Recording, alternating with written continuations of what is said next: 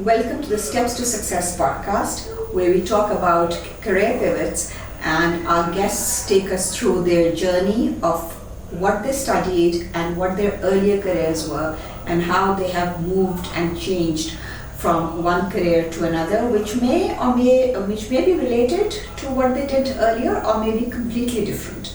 I'm Saima Asghar, I'm the CEO of Steps, and I love talking to my guests about their journeys and what brought them to the stage of life that they are at.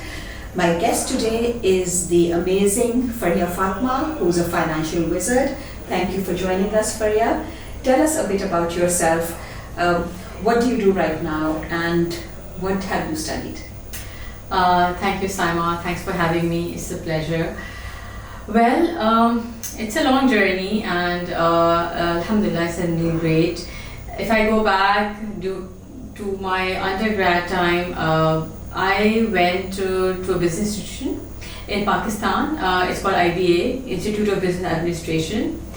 To be honest, I'm the kind of person who always follows my heart.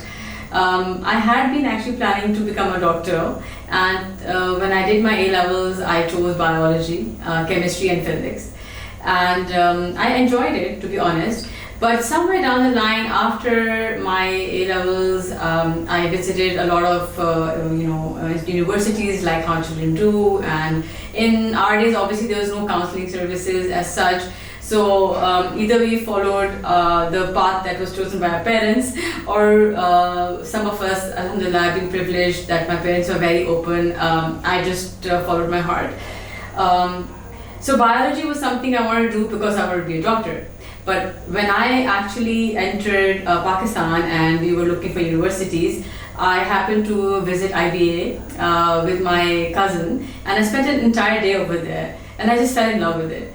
The culture, the openness, and it was a new world for me. And I actually even then spoke to a lot of people who were in the business field, who have done MBA, and the market in Pakistan was booming at the time. Corporates were looking for MBAs. So I just went with my heart, and I told my parents that this is what I want to do. So right after you were in A-levels at that time. Yeah, I just finished A-levels. You gave up your dream of being a doctor because of one visit to IBA. Yes, the then dream. And then I had a new dream. But any regrets for giving up that dream? No, not really. There are only some times that I feel, because I'm a compassionate person by nature, sometimes I feel like if I were a doctor, I could have done X, Y, Z. But definitely don't miss biology. Did you have a lot of people dissuade you from, or why would you not go into medicine? Unfortunately, no. Like I mentioned, my parents were very open about it, and they did not want to force me into anything. But you know how there is a conditioning that happens, especially in the times I'm talking about, in the 90s, there were only engineers, doctors and lawyers. So children were conditioned to choose one of the three. Just at the cusp of the time when I was about to enter university, business administration became very popular, and there was a lot of growth over there. So I literally made you're right, it was a last minute decision, and it's like, okay, let me give this a shot. Because here, not only will I have growth and I'll end up in a good career, I will also be able to, in future, have my own business as well.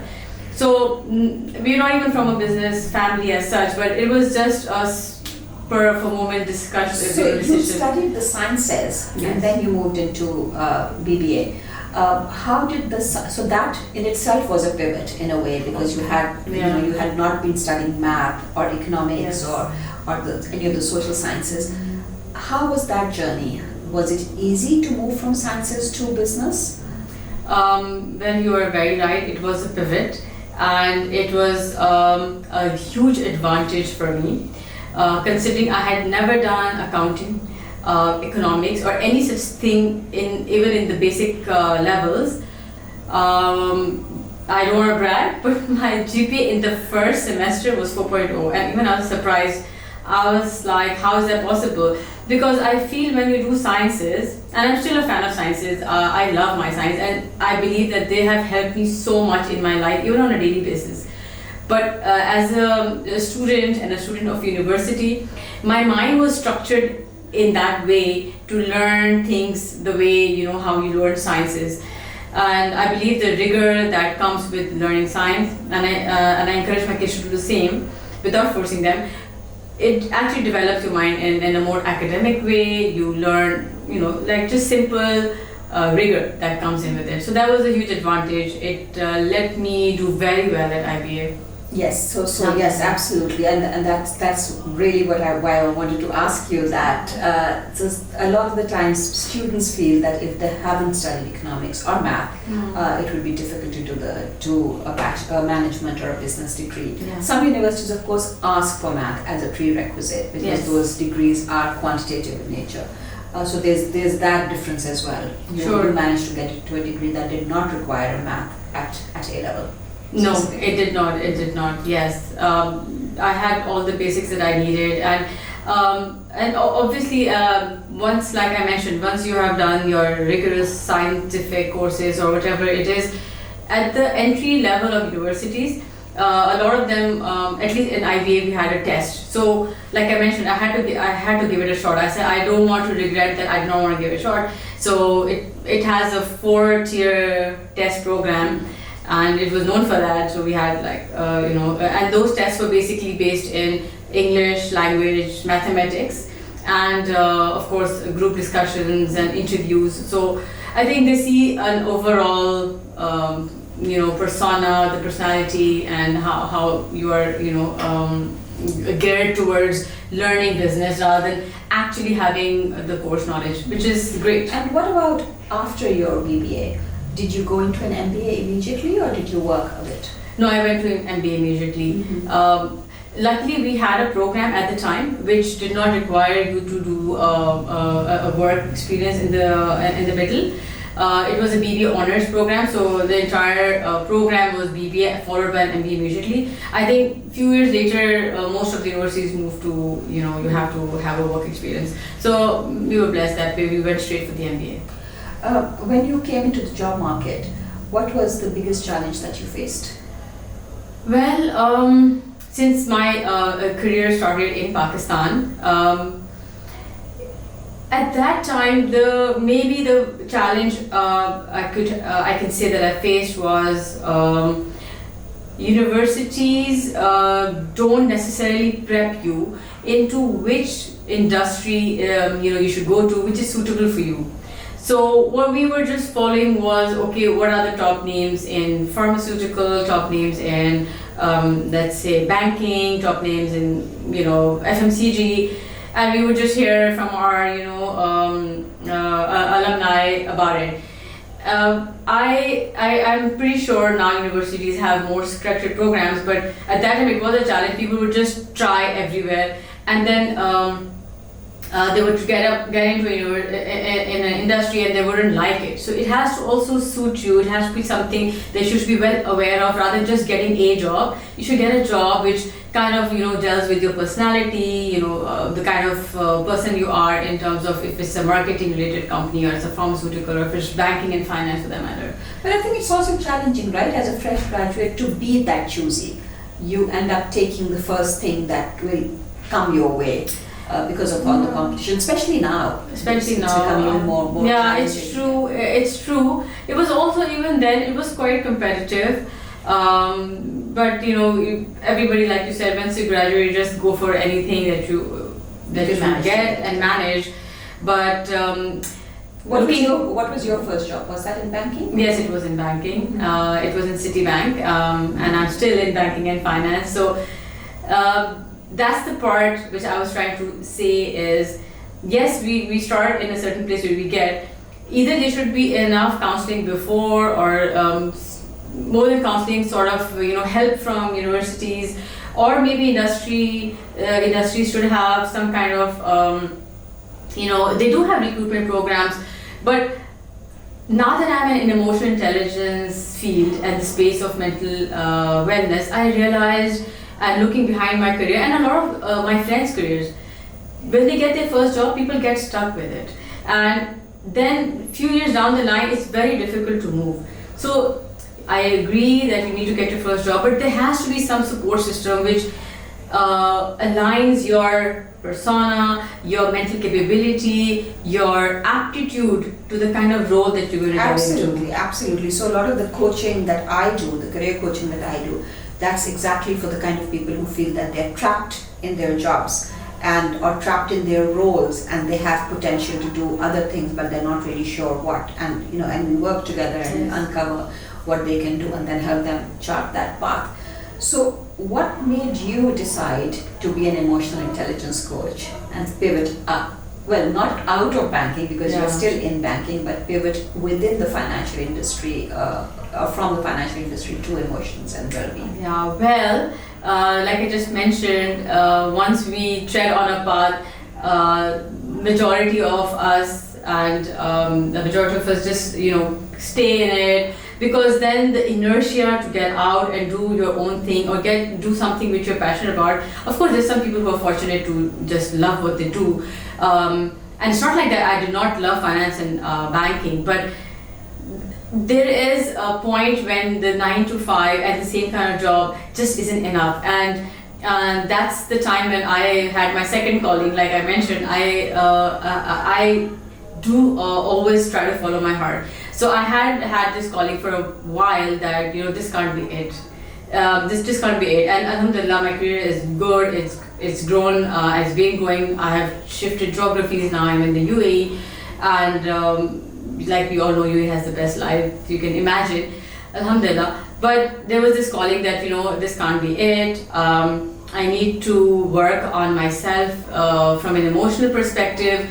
Self-development was the first calling, and then the moment I entered the space, I knew I could give more back to the society. I knew that if emotional intelligence can change so much in me, the self-awareness that comes with it, if I become a coach in this field, there will be so much more that I can give back to society, not just people from the corporate, but the world is like huge when it comes to this. There's so many And segments. you do a lot of work with women and helping them make their financial decisions and their relationship with finance. Yeah. And you facilitated a workshop for our How Women Rise program as well, which was very, very impactful. So tell me a bit about the work that you do with women and their emotional relationship with finance. Once I entered the emotional intelligence field, while we touch upon different areas, which everything is rooted in your self-belief, in your self-awareness, but because of my experience with the finance industry and also my personal experiences with money and our relationship, how we're brought up from our childhood and the relationship we have with money, and I started actually seeing things which a lot of people who I felt that they need to see. So you open up to another world, and I started noticing a lot of people, a lot of my friends, a lot of colleagues who have been struggling with their journey in terms of money, having a purpose in terms of finance, and most of the affected ones were women. And I'm not talking about women who don't have money. I'm actually talking about women who work, who have been earning for decades, or women who have a lot of wealth, but they just don't have the awareness of what do they want to do with it, what kind of steps they need to take within their lives to make their mark, and basically how to have a roadmap of their own lives. So tell me, how is that different, the work that you do? How is that different from, say, a wealth manager or a financial planner? Oh, it's completely different. Even in my current job as a financial expert or whatever I'm doing in my work, I'm not a wealth advisor. So I make it very clear to all my clients that I do not advise on wealth or financial instruments. My work is in the space of emotional and mental well-being. But this is your out of my job. Yes. So this is the passion that I was talking about that I started following, and this mission that I've taken upon myself as part of what I'm passionate about and helping, like you mentioned, women, building the mindset for attracting wealth. through self-awareness and emotional intelligence. Evoking, evoking is within human beings the power to take control over their lives. That is missing even in the most successful people that you see. Some of them, they are just doing they get up in the morning, they do what they do, and they go to sleep, and that's the end of the day. A lot of people are living, but they're not living their best lives. Because I feel that comes with self-awareness, where you are doing everything purposefully, not just aligning with the societal norms or the rules or the pressure that's going on everywhere. When you become purposeful and intentional, be it in relationships, be it at work, or be it in actually wealth creation, the results are like amazing. And what has been the biggest challenge for you in making that shift, or or expanding into your own entrepreneurial journey? Well, the biggest challenge initially was to actually believe in myself, and because, like I mentioned, it has been a calling for me for a few years. But it took me a few years to actually acknowledge this, that no, this is what I want to do and I can do it. What helped you do that? What helped you acknowledge that? The emotional intelligence certification which I did. First I did it for myself, because I knew that there is more that I need to do with myself. The initial plan was personal development, and then it evoked, like I mentioned, self-awareness in me. And then I was just like, wait a minute. We as human beings always have values. When I started understanding what values mean and how they shape our mindset, and what beliefs are and how they influence our lives, and how it's okay to question those beliefs that we've been carrying all our lives. We have a belief that no, you have to work, you have to earn, you have to pay bills, you have to raise kids, and then what? That's it? No, this is a conditioning. So you can always question those beliefs. It's like, what about me? What do I want to do with my life? No, I want to meet people. I want to help them with things that I have helped myself with. So once I became more aware of this, I then said, okay, there is no other life, this is one, so let's do this. And yes, I did face a few challenges, because doing something on your own is not easy. Creating your own, like I created my own page. Then I struggled with creating my content and marketing. But I think when you tread on the journey, you make your intention, things fall into place. Because it's I always believe in this, that where attention goes, energy flows. And if you are doing something you're passionate about, to know the real test of knowing that you're passionate about something is, it's something you will do even when you're tired. Yes, absolutely. That is the real test. So what gives you real joy? What is something that you will do even if you're tired and you will still find joy in it? And I knew that this is what it is. So even after my working hours, I am tired, I put my kids to sleep, I do everything that I need to do, which I was doing before also. But we all do find time for Netflix, don't we? We all find some time to do something. That is the time when you do what you really are passionate about. And of course, it took me a while to actually put that in my schedule, but alhamdulillah, I did that. And when you get good feedback, it's really encouraging, so it gave me more motivation. If you could do one thing differently, what would that be? If I could do one thing differently from what I'm doing right now? From any of the decisions you've made in your life, what would that be? Well, it would be, I could have started this earlier. Yeah, so I didn't need to wait for 2 decades of being in corporate to decide that I can do more things than just having a job. Now that I know that, it's not a real regret, but it's definitely something I would have loved to start probably a decade earlier. But surely it's that experience that you're bringing as well, yeah, which you wouldn't have had a decade earlier. Probably, that's so, true. Yeah. Which shapes your journey and your coaching as well. So. And this experience is not just experience from my work, it's also personal experience. Yes. So the years of your life do add a lot of experience, a wealth of it, yes. And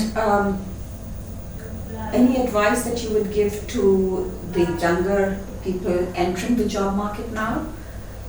Yes, definitely. In fact, that is also part of my emotional intelligence coaching.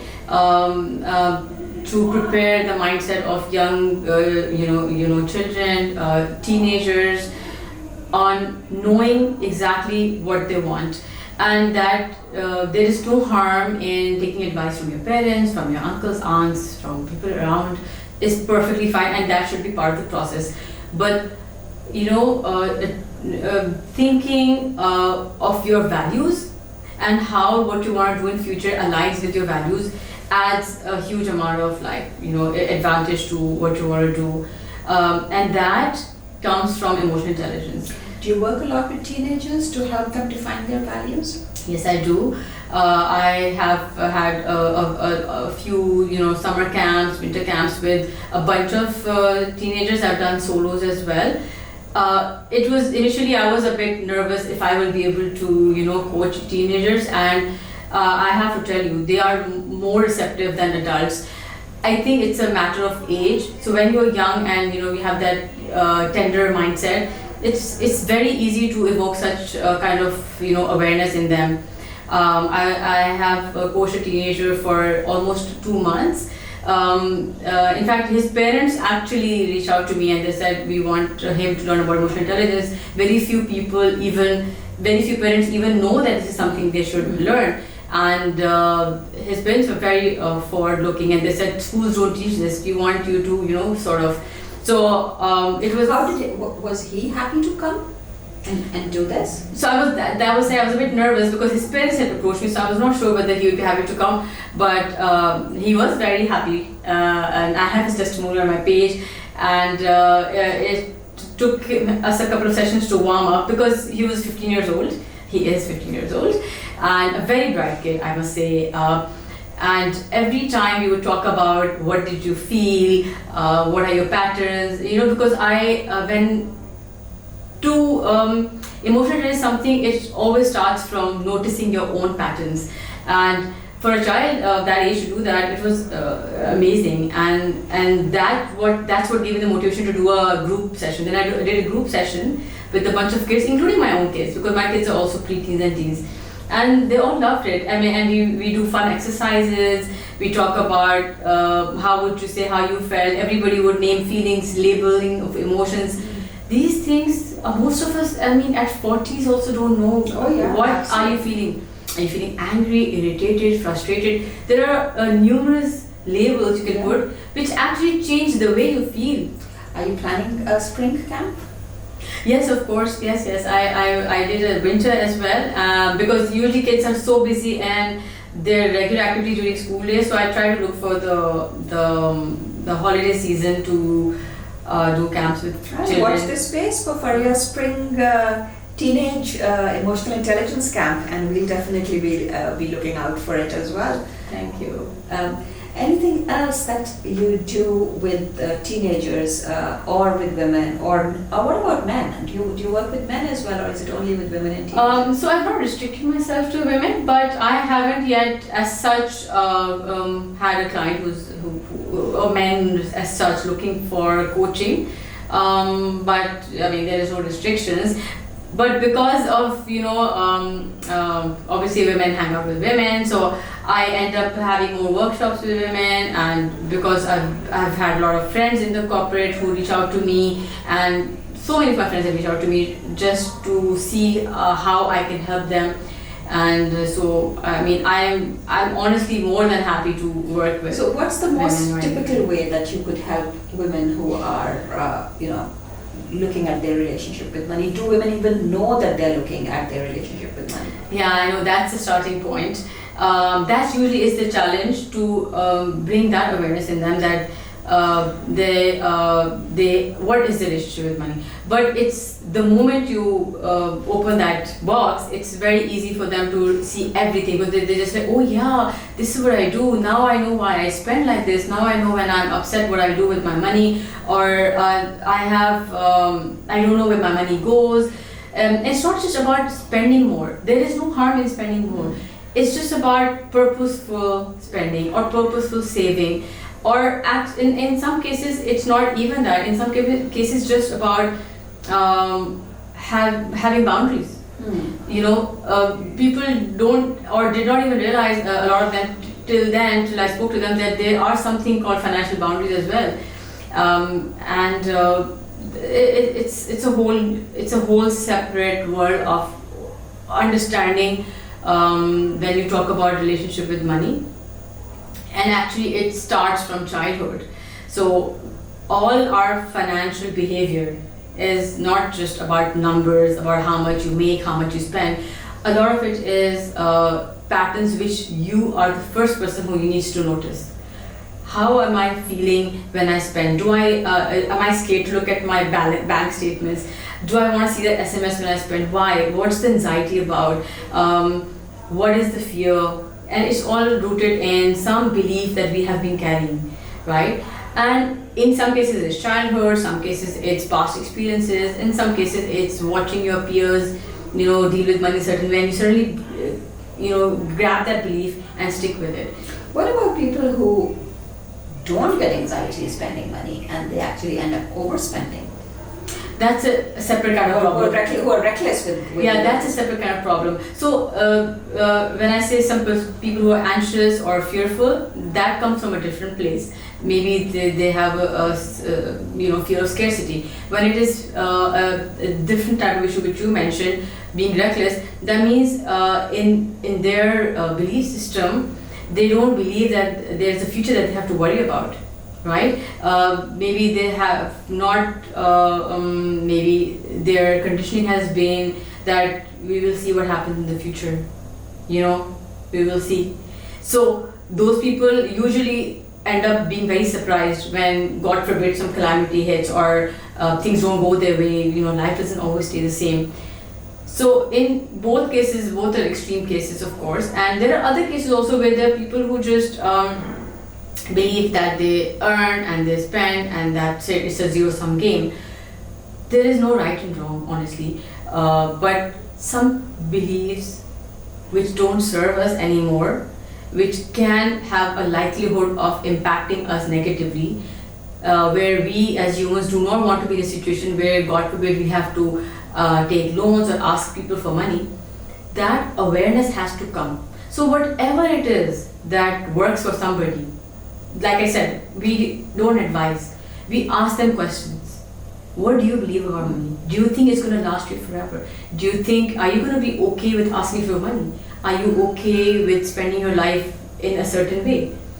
What's been a success story that you're very proud of?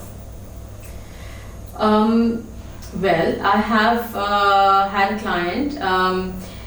She reached out to me out of the blue.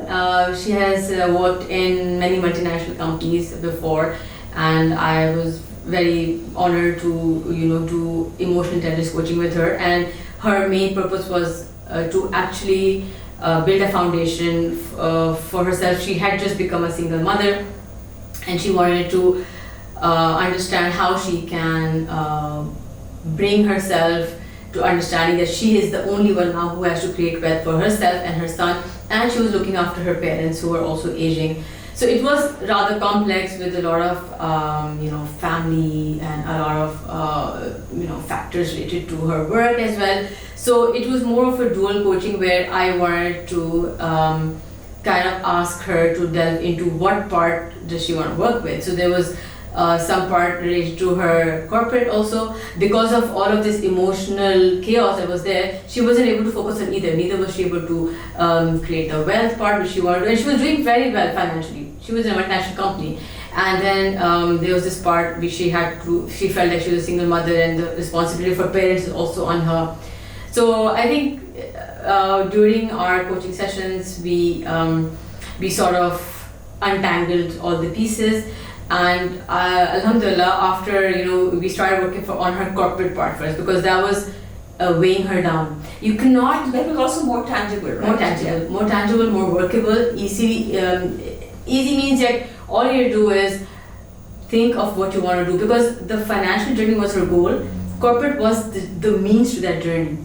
And believe it or not, just like a couple of weeks ago, after her coaching was done, maybe a month or two later, I just saw on her LinkedIn that she got promoted.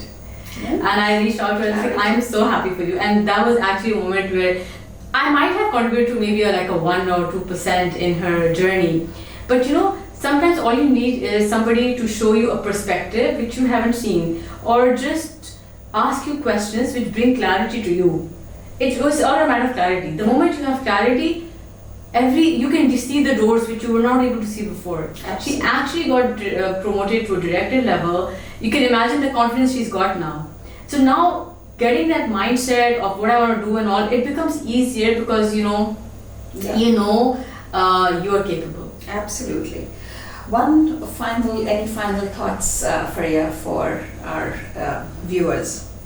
Well, you can probably already tell how passionate I am about this. For me, this is not just a business or like a side hustle. For me, honestly, because it's always come from a place of heart, I am completely sold on the thing called emotional intelligence.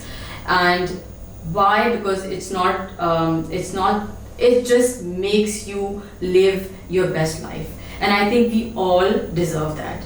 If we just get a bit of clarity, a bit of inner introspection, thinking why we're doing what we're doing, why we feel in a certain way, what are these beliefs that we have been carrying which don't serve us anymore. A few questions being answered, if they can change our lives for the better, I think we all should go for it. Absolutely. And how can people contact you? Well, I have an Instagram page called Rise with Fariha. I go by that. I have a website of my own, which is also risewithfariha.com. All my details are on it, and that's. Thank you so much. Thank you, Fariha. And we hope that you found this conversation useful. Emotional intelligence definitely something we should all be exploring our own emotional intelligence. We do a lot of work on our IQ, but EQ is equally important, if not more. So very happy to have you here with us, Fariha. Thank you so much. It's been a pleasure, honestly. Thank you.